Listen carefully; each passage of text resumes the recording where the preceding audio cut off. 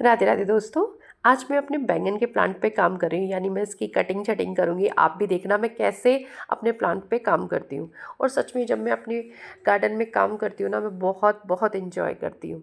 तो ये इन्जॉय करते करते आज मैं आपके बहुत सारे जो कमेंट्स, जो रेगुलर मतलब एक ही कमेंट बार बार रिपीट होता है, तो मैं समझ जाती हूँ कि भाई वो कमेंट बहुत सारे लोगों की यानी वो प्रॉब्लम है। तो उन आज मैं कई कमेंट जो ऐसे हैं जिनका आंसर उसमें कमेंट बॉक्स में देना थोड़ा पॉसिबल नहीं होता है। आप मेरा काम भी देखते रहिएगा। देखिए मैं दिखा रही हूँ कि बैंगन बहुत लगे हुए हैं, छोटे छोटे भी, लेकिन मैं बिल्कुल लालच नहीं कर रही, मैं इसको काट रही हूँ। और तो मैं आपको बताऊँगी कि बहुत सारे ऐसे कमेंट्स हैं जिनका पॉसिबल नहीं है। और वो क्यों पॉसिबल नहीं है, आज मैं आपसे एक रिक्वेस्ट करना चाहती हूँ कि जब भी आप मुझे कमेंट करते हैं ना, तो प्लीज़ पूरा कमेंट कीजिए। प्लांट्स के बारे में थोड़ा बताइए, उसकी एज कितनी है, पोट में लगा है, ज़मीन में लगा है, क्या उसने फ्रूटिंग पहले कभी की है, क्या आप उसे न्यूट्रिएंट्स देते हैं, कंपोस्टिंग की है, मतलब कितनी। आप उसके बारे में कुछ नहीं बताते, बस ये लिख देते हैं आप मेरे प्लांट पे फ्रूट नहीं आ रहे हैं, या मेरे प्लांट्स बहुत एक लाइन। जब आप डॉक्टर के पास जाता है ना, तो डॉक्टर भी ट्रीटमेंट देने से पहले 10 क्वेश्चन पूछता है आपसे। आपने कितने दिन से फीवर है, कितनी एज है, आपने क्या खाया था, कितने टाइम से ठंड लग रही है। तो भाई आप बताते नहीं हो कुछ भी प्लांट के बारे में सीधा, तो मैं ऐसे कैसे बता सकती हूँ। कई बार आपने देखा होगा मैं कमेंट का काफ़ी लंबा सा आंसर देती हूँ। तो वो किसी भी प्लांट के बारे में ना, एक उसका रीज़न नहीं हो सकता, कोई भी प्रॉब्लम का बहुत सारे रीज़न्स हो सकते हैं। तो आप थोड़ा सा प्लांट के बारे में अच्छे से बताया करो, कितनी एज है, क्या है, तो तभी तो मैं अच्छे से आंसर दे पाऊँगी उस चीज़ का। और एक बात मैं और कहना चाहती हूँ आपसे, कई बार जो हम यूट्यूब पे देखते हैं ना, तो वो ज़रूरी नहीं होता है कि वो आपके पौधे पर, आपके एरिया में, आपकी मिट्टी पर काम करे।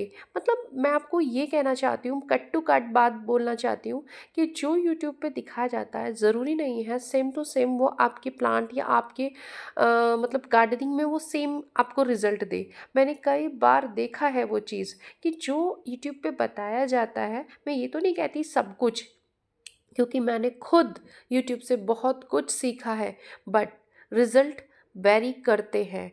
और वो हो सकता है जो लोग बता रहे हैं उनके हिसाब से वो ठीक है, बट मैंने बहुत सारी चीज़ों में रिज़ल्ट अलग अलग देखे हैं। और मैं पूरी कोशिश करती हूँ कि मैं आपको सही जानकारी दूँ। कई बार देखिए मैं खुद एक लर्नर हूँ, मैं जो सीखती हूँ वही शेयर करती हूँ गार्डनिंग में। तो आज मैं बायो एंजाइम्स के बारे में, और कुछ ऐसे पौधे हैं जिनके फूल आते हैं बट झड़ जाते हैं, क्या रीज़न रहता है, और यूट्यूब पे बहुत कुछ बताया जाता है। लेकिन आज मैं कुछ ऐसी जानकारी दे रही हूँ, अगर आपने वो चीज़ समझी तो आप पाएंगे कि कुछ चीज़ें ऐसी होती हैं जो नॉर्मल होती हैं, बट हम उन चीज़ के लिए परेशान हो जाते हैं। तो आज मैं आपको बता रही हूँ।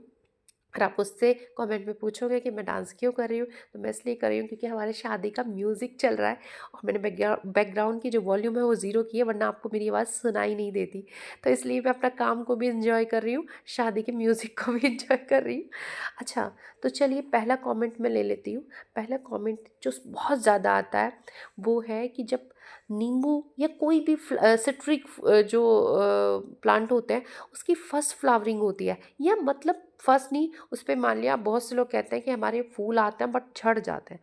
और उसमें जो सबसे जो मेन चीज़ है वो ये कहते हैं, मैंने यूट्यूब पे कितनी बार सुना है कि ये कहते हैं कि जब फूल आता है तो उसे पानी मत दो। तो लेकिन आज मैं एक सच्चाई आपको बताती हूँ।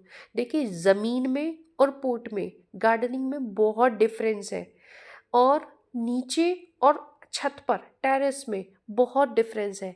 एक और चीज़ मैटर करती है, आपकी मिट्टी कैसी है। आपकी मिट्टी रेतीली है, चिकनी है, रेड मिट्टी है, या हमारी तरह जो है भुरभुरी मिट्टी है, सख्त मिट्टी है। बल्कि मैं कहूँगी आजकल तो रेतीली मिट्टी कहीं मिलती ही नहीं। वहाँ मिलेगी जहाँ पे जैसे नदियों वाला इलाका है या कुछ है, या फिर रेगिस्तान वाला डेजर्ट एरिया वहाँ पे। अदरवाइज़ आपको हार्ड मिट्टी मिलेगी। तो हर मिट्टी पर पानी का पैटर्न अलग होता है। आज मैं आपको बहुत ही इम्पोर्टेंट बात बताती हूँ, अगर आपने वो बात समझी, आप अपनी मिट्टी को समझिए। देखिए, अगर आप ज़मीन में करते हो तो बिल्कुल बात ठीक है कि अगर जो आपकी फ्लावरिंग आ रही है, तो जो ये जो फ्लावरिंग आती है ना, आप इसको भी समझिए। जब पौधा ऐसा बोलते हैं बट मुझे नहीं लगता, मैंने देखा ऐसा नहीं होता है। बोलते हैं कि जब पौधा स्ट्रेस में आता है, नींबू के पौधे के साथ बात करते हैं, तब वो क्या करता है, फ्लावरिंग करता है। बट ऐसा नहीं है, मैंने ऐसा देखा है कि ऐसा नहीं है कि आप अपने पौधे को पानी से तरसाओ तभी वो फ्लावरिंग करता है। हर पौधा, जो स्पेशली मैं उनकी बात कर रही हूँ जो ग्राफ्टेड होते हैं, जो एयर लेयरिंग से तैयार होते हैं, वो अपने समय पे फ्लावरिंग करते हैं। पानी से उसका कोई मैटर नहीं होता। आज जो बात बता रही हूँ बिल्कुल रियल बात बता रही हूँ, जो मेरा एक्सपीरियंस कहता है। पानी से उसका कोई मतलब नहीं है। अगर आप उसको न्यूट्रिएंट डाल रहे हो तो वो फ्लावरिंग करेगा, वो फ्रूटिंग भी करेगा। बट अब बात आती है कि मान लिया उसने फ्लावरिंग कर ली, अब पानी का क्या पैटर्न है। अब आप अपनी मिट्टी को समझिए। सबसे बड़ी बात है, आप अपनी मिट्टी को देखिए। जिस समय फ्लावरिंग है, पौधा बिल्कुल भी स्ट्रेस में नहीं जाना चाहिए। पौधा स्ट्रेस में कब जाता है, या तो आप उसको ओवर वाटरिंग करें, ज़्यादा पानी दें, यानी आपकी मिट्टी गीली दिख रही है बट आप सोच रहे हो रोज़ पानी डालना है, गर्मी तो हमें रोज़ नहीं। कई बार क्या करते हैं हम, बहुत सारा किचन गार्डन वेस्ट यूज़ करते हैं, या फिर हमारे ड्रेनेज हॉल अच्छे नहीं है कि किसी भी रीजन से पानी उसमें भरा हुआ है, मिट्टी गीली है, फिर भी आप पानी डाल रहे हो, तो ये वो स्ट्रेस में जाएगा पौधा। और स्ट्रेस में जाने के कारण वो अपनी जान बचाना चाहता है, इसलिए वो फ्लावरों को गिरा देगा, बस अपने आप को सेव करेगा कि उसे नहीं रखना ये सब, वो खुद को बचाना है। दूसरा रीज़न, अगर आप मिट्टी सूखी है उसकी ऊपर की, और तब भी जड़ों में स्ट्रेस होता है, मतलब वो अपनी पत्तों को, अपनी स्टेम को बचाना चाहता है और उन फूलों को एनर्जी नहीं दे पाता, तब भी फ्लावर झड़ जाते हैं। ये बात बहुत समझने की है। जब आप पॉट में, टेरेस पे गार्डनिंग कर रहे हो, नींबू का प्लांट आपने लगा रखा है, तब कई बार क्या होते हैं, हम प्लास्टिक के पॉट में लगाते हैं, हम ग्रो बैग में लगाते हैं। जो मेरा एक्सपीरियंस है वो बता रही हूँ। अगर हम पानी की कमी कर देते हैं उसमें, और कई बार क्या होता है, ग्रो बैग से पानी डालते हो नीचे से बह जाता है, तो हमारा पानी जड़ों तक पूरी तरह से पहुंच नहीं पाता।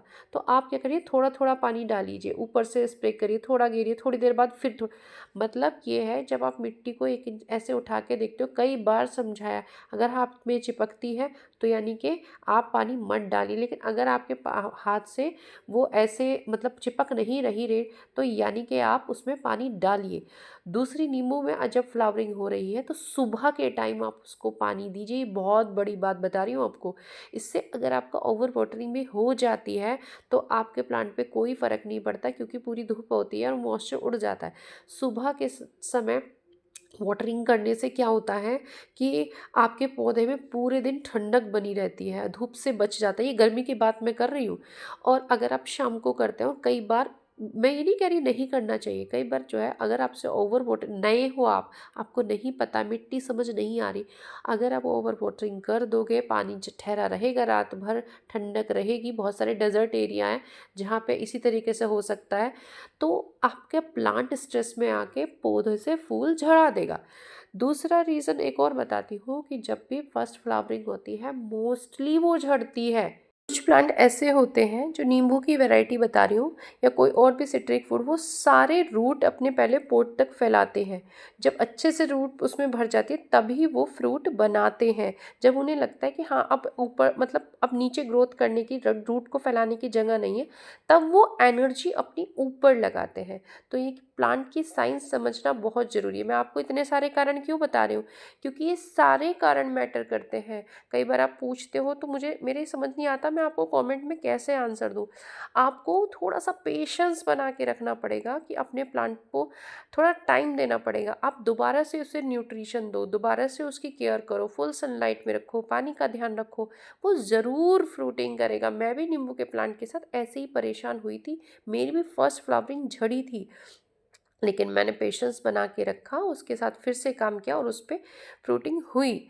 और एक और बात बताती हूँ, नींबू पे बहुत ज़्यादा फ्लावरिंग होती है, और जितनी फ्लावरिंग होती है उसमें से 70% के करीब झड़ जाती है, सिर्फ 30% ही फ्रूट में कन्वर्ट हो पाती है। या फिर ये कहें कि जितनी प्लांट के पास एनर्जी होती है, जितना, एक तो सबसे बड़ी बात होती है उसकी कितनी एज है, यानी जितनी एज ज़्यादा होती रहेगी वो ज़्यादा फ्रूट को रखने के काबिल रहता है। और जितना न्यूट्रिएंट, दो बात पे वो डिपेंड करता है कि कितने फ्रूट को वो रखता है।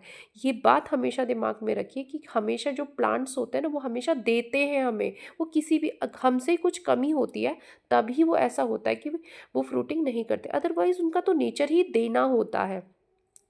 तो आप अपने प्लांट्स को ध्यान रखिए और थोड़ा पेशेंस बनाइए। जितनी उसकी एज होती रहेगी ना, होती रहेगी, तो उतनी ही उस पे फ्रूटिंग अच्छी होती रहेगी। तो अब आपको बहुत अच्छे से समझ में आया होगा कि आपके नींबू के प्लांट्स के साथ क्या प्रॉब्लम है, सिट्रिक कोई भी, इसी तरीके से किसी भी फ्रूट प्लांट के साथ। दूसरा क्वेश्चन है बायो एंजाइम्स को लेकर।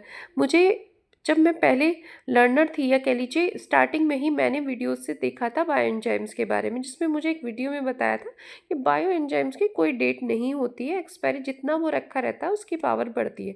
तो किसी ने मुझसे पूछा कि बायो एंजाइम्स का मैंने बताया था ये मेरे 2 साल पुराने बायो एंजाइम्स है, तो उन्होंने कहा इतने पुराने हैं तो इफेक्टिव हो गए। तो मैंने उन्हें वही आंसर दिया जो मुझे पता था। लेकिन जब मैंने अपने पुराने बायो एंजाइम्स को निकाल कर उनका यूज़ किया, तो मैंने एक बार सोचा कि मुझे 1% भी मैं डाउट नहीं रखती। मैंने सोचा क्यों ना इसके बारे में और जानकारी ली जाए, हो सकता है वो इन्फॉर्मेशन गलत हो।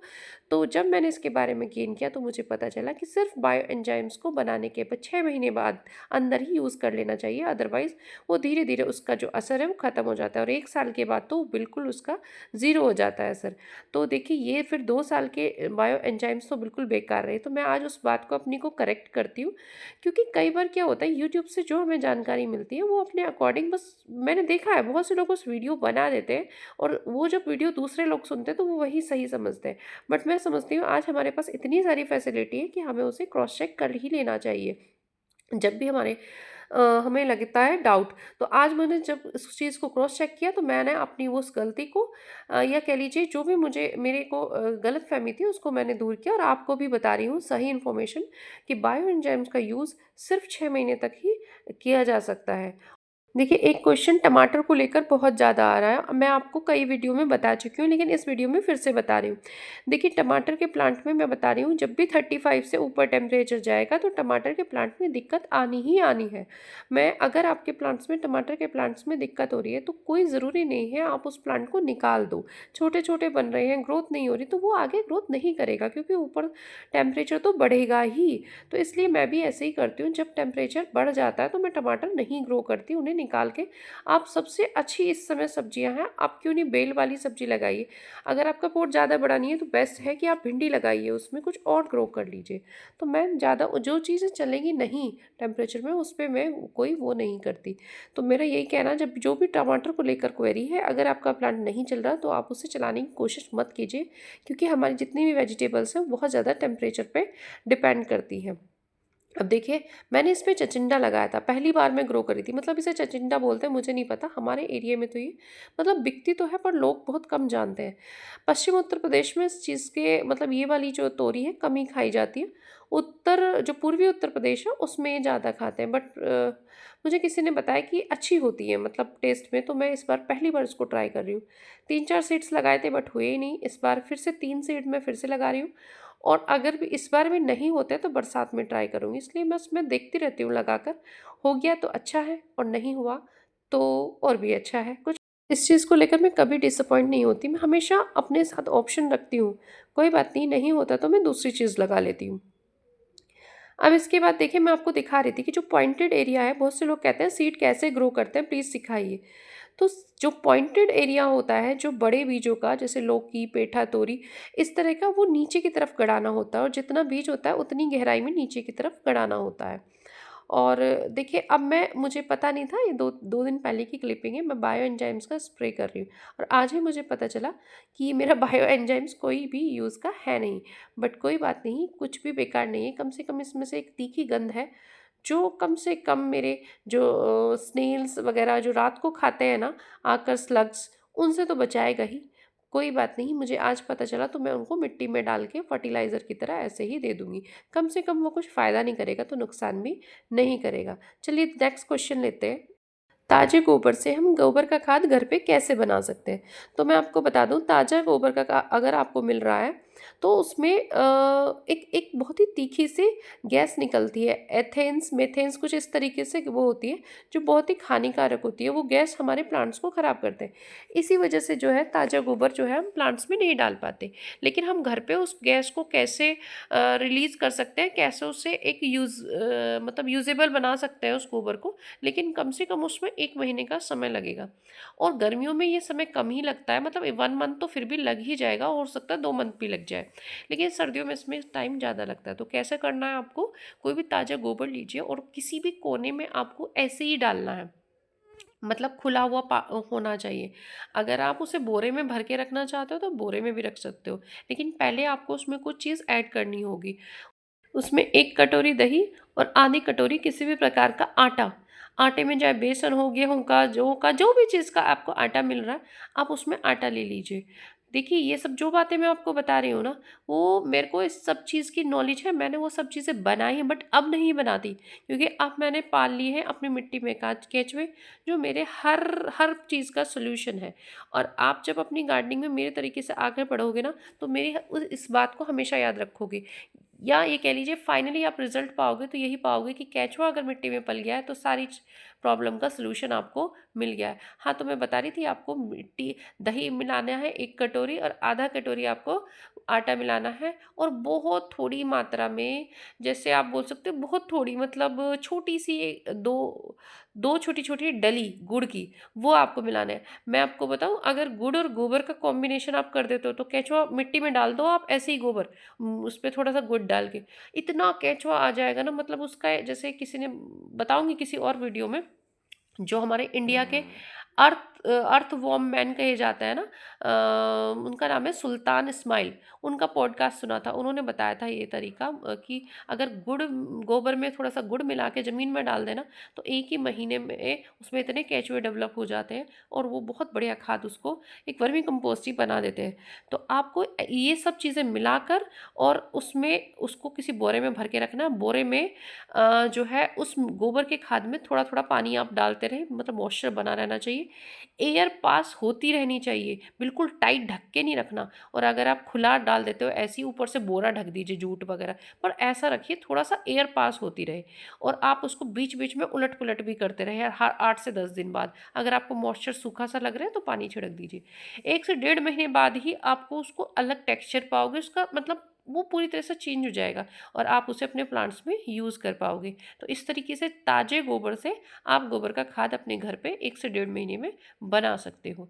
तो देखिए, मैंने आज कई क्वेश्चन और लेती हूँ। उन्होंने मुझसे कहा था कि आप वीडियो में आंसर दीजिए कि जो मिर्ची तीखी नहीं होती उसे आप कैसे लगाते हो। वैसे तो मेरे पास तीखी मिर्ची, जितनी मिर्ची है सब तीखी है, बट आप, ये सब वैरायटी पे डिपेंड करते हैं कि आप उस तीखी ना तीखी वाली मिर्ची का बीज ले सकते हो, या फिर नर्सरी वाले भैया से बोल सकते हो कि आप मुझे वैसा बीज दीजिए या वैसी सैपलिंग दीजिए। तो मतलब अगर आप उनसे बोल के लेते हो कि मुझे तीखी वाली मिर्ची नहीं चाहिए, आप थोड़ी सी उसके बारे में नॉलेज गेन कर लेते हो, तो या फिर आप मार्केट से कोई ऐसी मिर्ची ले आइए जो तीखी ना हो और वो उसको पकी पकी हो, मतलब रेड, तो आप घर पे उसके सीड तैयार करके घर पे ही ग्रो कर सकते हो। तो बहुत ही ईजी है तरीका, लेकिन आपने कहा था वीडियो में आंसर देना है, तो मैं इसलिए वीडियो में आंसर दिया है। तो आज मैंने बहुत सारे आपके ही क्वेश्चंस के आंसर दिए हैं इस वीडियो में। तो जानकारी पसंद आई हो तो वीडियो को लाइक ज़रूर कर दीजिएगा, पॉसिबल हो तो हाइप भी दीजिएगा, और फिर भी कोई क्वेरी है तो कमेंट करिएगा, और कमेंट पूरा करिएगा। राधे राधे। गार्डनिंग करते रहिए, खुश रहिए, हेल्दी रहिए। लाइफ बहुत छोटी है पर बड़ी खूबसूरत है।